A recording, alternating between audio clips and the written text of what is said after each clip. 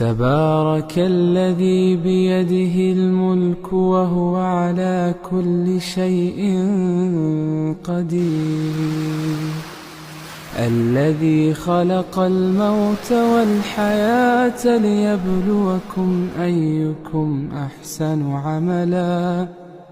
وهو العزيز الغفور، الذي خلق 7 سماوات طباقا ما ترى في خلق الرحمن من تفاوت فارجع البصر هل ترى من فطور ثم ارجع البصر كرتين ينقلب إليك البصر خاسئا